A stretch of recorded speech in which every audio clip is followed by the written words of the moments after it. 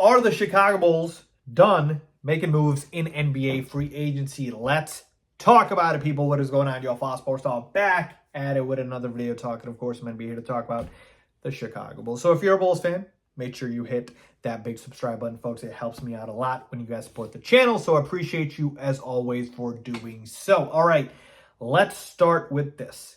After the recent additions of Torrey Craig and Jevon Carter, by the way, I have broke down both of those signings on my channel, so go check out my recent videos if you guys want more in-depth analysis on those. But after both of those signings and the Bulls rookie that we drafted this year in Julian Phillips, the roster, I believe, stands at about 13.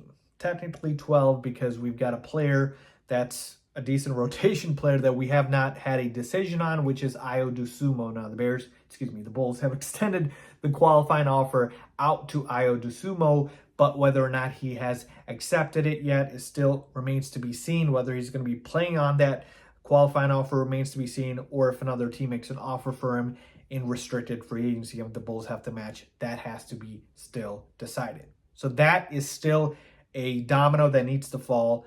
But in terms of the rest of the roster, it's pretty set here in terms of what we have. All right, so counting down the players, right? You got Zach and DeMar, your two stars. You've got Nikola Vucevic, Patrick Williams, and, depending on who starts, but let's just put Kobe White there. That's 5 guys. And then you've got Alex Caruso. You've got Jevon Carter. You've got Dalen Terry. You've got Julian Phillips. You've got Torrey Craig. You've got Andre Drummond.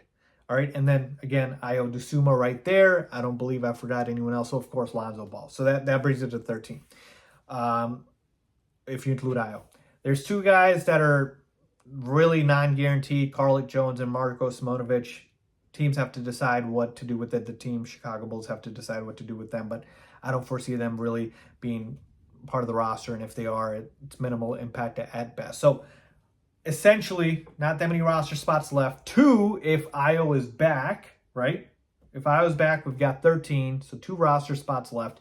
And in terms of the salary cap space, I think we basically are done in terms of our salary cap. Not technically in terms of what we have available, but in the sense of we are not going past the luxury tax. So before the Torrey Craig signing, we had approximately $9 million for the luxury tax before we hit it. And I believe this hasn't been confirmed, but I'm seeing Torrey Craig's deal somewhere around 2 years and $5.5 million. And if that is the case, you add that, right? $5.5 million, and then you add Ayo's qualifying offer, another $5 million. That's what it is, numbers at. So you're like right there, a little bit above where you're crossing that luxury tax threshold. And this Bulls ownership is not going to be paying the luxury tax. I'd be very surprised if they are, right? So if that is the case, the rest of the 2 roster spots need to be filled up with vet minimums. So, long answer short, yes, the Bulls will still make moves in free agency, but it will only be for veteran minimum players, so very low impact players, if you will, or guys that are willing to take a huge discount and just sign here for the vet min, because even though we still have money left over with some exceptions, right? You've got the mid-level exception, biennial exception that they probably used on Torrey Craig, and you've got the disabled player exception that we just filed for Lonzo Ball. Still got to hear if that's going to get approved.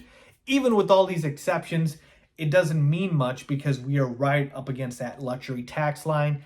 And if you want to use those exceptions, you got to go ahead and cross into the luxury tax threshold, which the Bulls ownership probably won't do. So, yeah. 2 roster spots left. You're going to probably do vet minimum signings at this point. I'm not expecting much more. And I think for the most part, the Bulls roster, it's set for this upcoming season.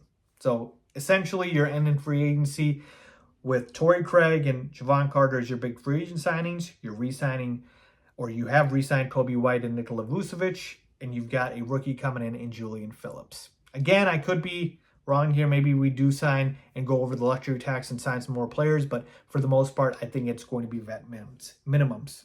So let me know what you guys think. And remember, you can sign as many veteran minimum players as possible. It doesn't matter for that in terms of if you are over the salary cap line or not. So let me know what you guys think, man. Leave a comment down below. Agree with, how this offseason is going. Do you like it? Do you not like it? I've given my thoughts on it. Let me hear yours as always. Thanks.